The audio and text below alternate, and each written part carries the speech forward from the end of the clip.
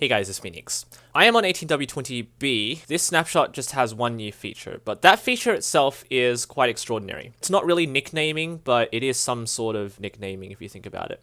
Okay, so what I'm going to do here is activate a signal, which I demonstrated in a live stream. Now this is a name changer, sort of a game changer too.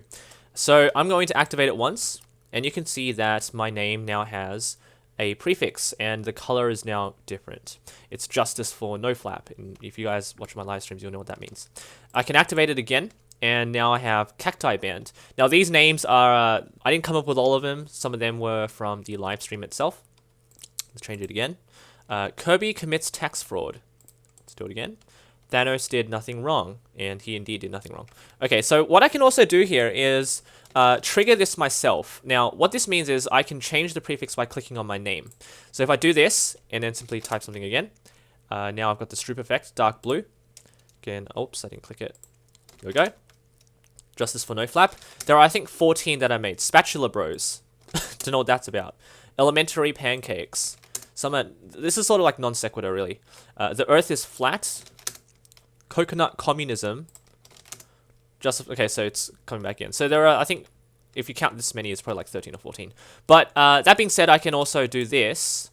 Always active. And now I can hold tab, and you can see all of them cycling through. So you can pause the video to see some of the other ones that I made. But essentially, what you can do now is, depending on your score, so this is a randomizer, but depending on your score, you can change a prefix. And this is the command here.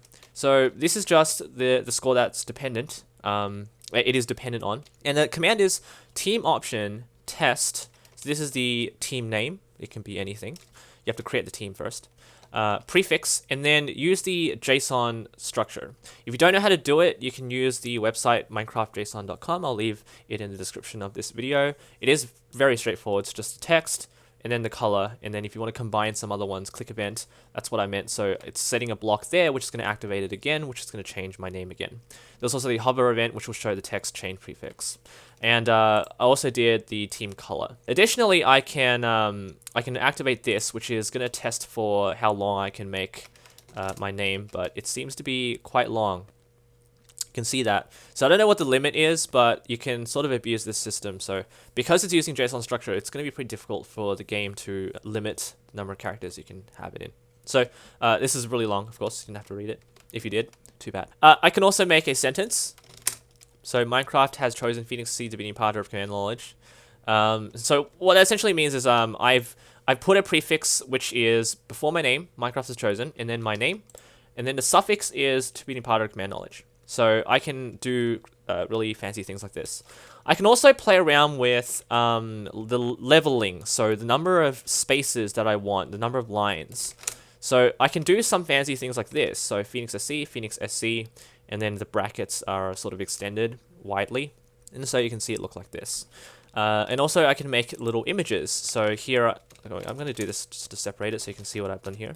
So here I've made a little bird inside a cage. Now I took this from a website, which I'll also leave in the description if you guys are interested in that sort of stuff. It's using the /n. So \n is how you'd create a new line. So if I just run through what I've done. So above my name is just this little bit of art. That's just one thing. And then I've put after it just a bunch of different things. Now, you have to do \n every time you want a new line. So that's how I create the art. All in all, this is just something that you can do. It's nothing.